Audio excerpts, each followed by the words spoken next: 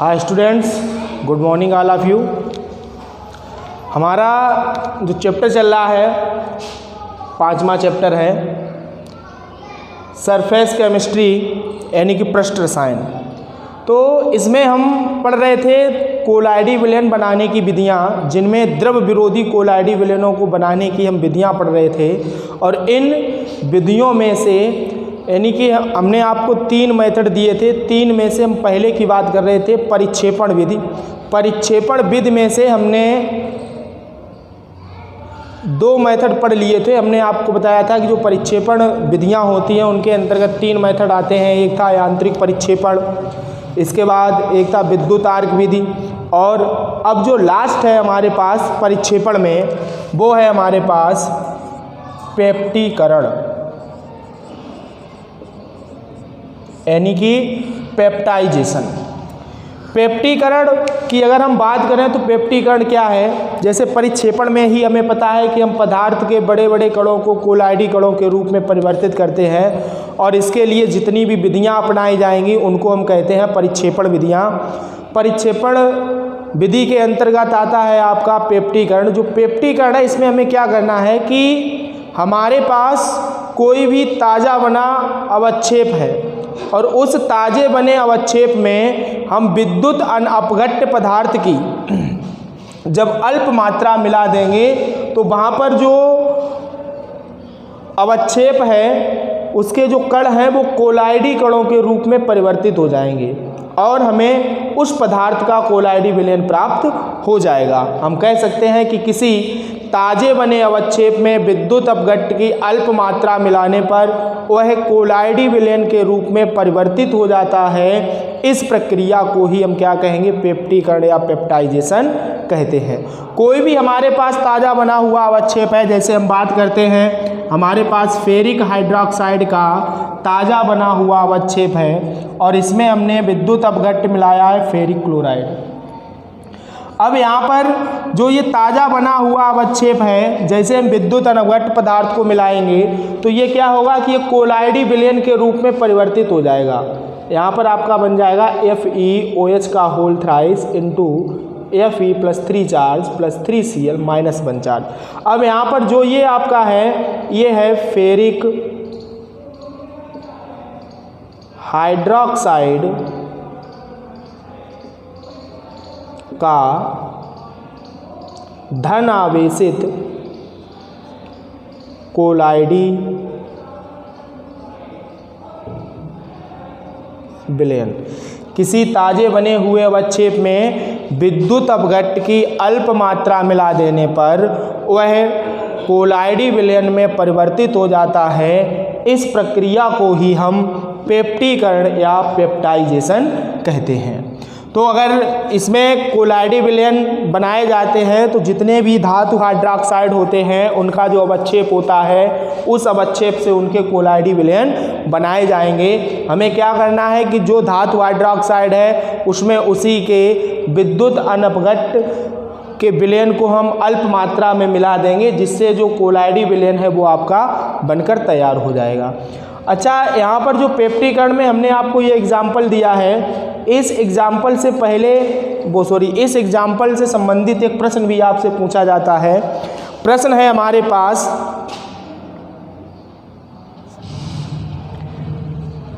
Ferric hydroxide के ताजे बने अवक्षेप से फेरिक हाइड्रोक्साइड के ताजे बने अवक्षेप से बना कोलाइडी विलयन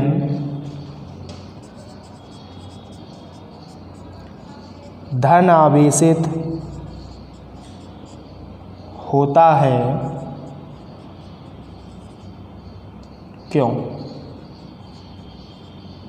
ये प्रश्न पूछा जाता है कि फेरिक हाइड्रोक्साइड के ताजे बने अवक्षेप से बना कोलाइडी विलयन धन आवेशित होता है, क्यों?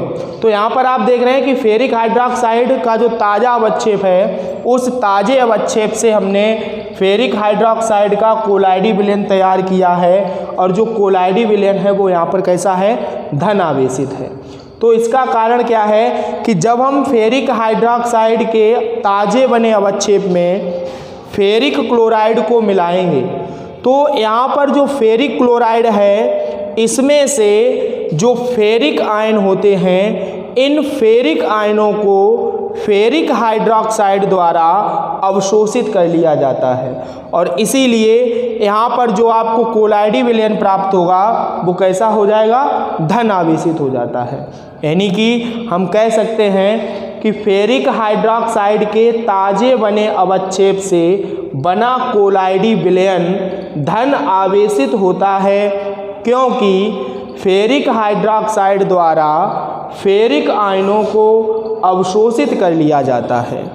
और लास्ट में हम ये रिएक्शन दे देंगे, जो भी यहाँ पर फेरिक हाइड्रोक्साइड का अवक्षेप होता है जब हम उसमें फेरिक क्लोराइड को मिलाते हैं तो फेरिक क्लोराइड में से जो फेरिक आयन होते हैं उन आयनों को फेरिक हाइड्रोक्साइड द्वारा अवशोषित कर लिया जाता है। इसीलिए फेरिक हाइड्रोक्साइड का ताज़ा बना कोलाइडी विलयन धन आवेशित होता है। ठीक है, अब हम बात करते हैं कि हमारे पास दूसरी विधि है, दूसरी विधि के बारे में देखिए। अब हम दूसरे मेथड की बात करते हैं। हमने आपको द्रव विरोधी कोलाइडी विलयन बनाने के लिए हमने आपको 3 मेथड दिए हैं। 3 में से हम एक मेथड को पूरा पढ़ चुके हैं, जिनमें आपने परिक्षेपण विधि पढ़ी है और इसके अंतर्गत भी आप लोगों ने 3 मेथड पढ़ लिए हैं। अब बात करते हैं, हमारे पास दूसरा मेथड है संघनन विधि। संघनन विधि की अगर हम बात करते हैं तो ये परिक्षेपण विधि की जस्ट उल्टी है। परिक्षेपण विधि में क्या किया था कि परिक्षेपण विधि में पदार्थ के बड़े बड़े कणों को चेंज किया था छोटे छोटे कणों में। संघनन में क्या होता है कि इसमें जो पदार्थ के बड़े बड़े कण होंगे, पदार्थ के जो छोटे छोटे कण होंगे, बहुत ही छोटे छोटे कण होंगे, उनको संघनित करके कोलाइडी कणों का रूप दिया जाएगा।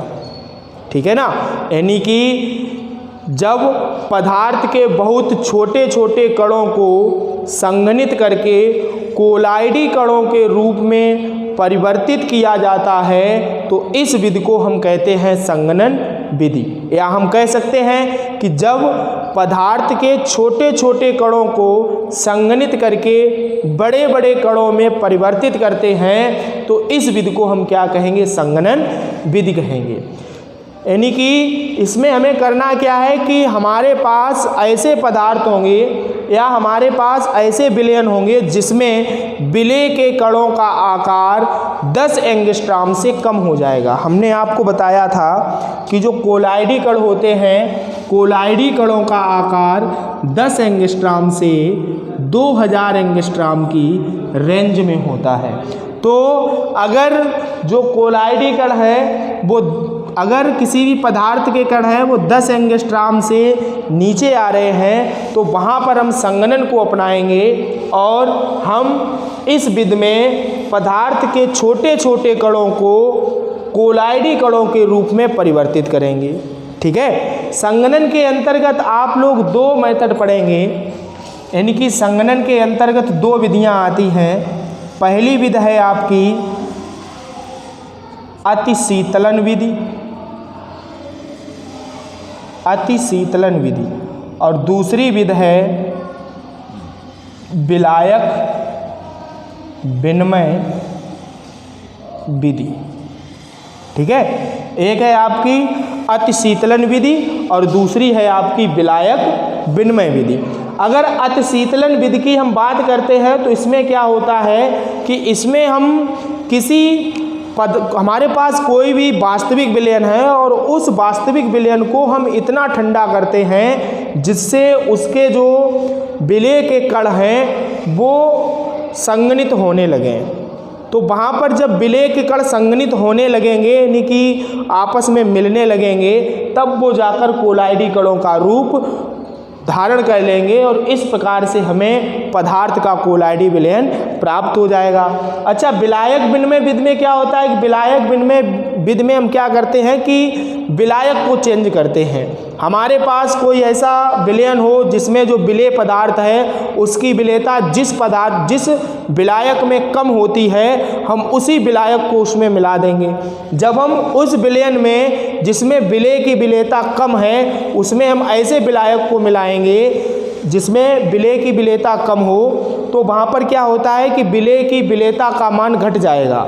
यानी कि किसी विलयन में उपस्थित विलेय पदार्थ की विलेयता जिस विलायक में कम होती है, हम विलयन में उस विलायक को मिला देते हैं जिससे विलेय की विलेयता का मान घट जाता है और जो विलेय के कण होते हैं वो कोलाइडी कणों का रूप धारण कर लेते हैं।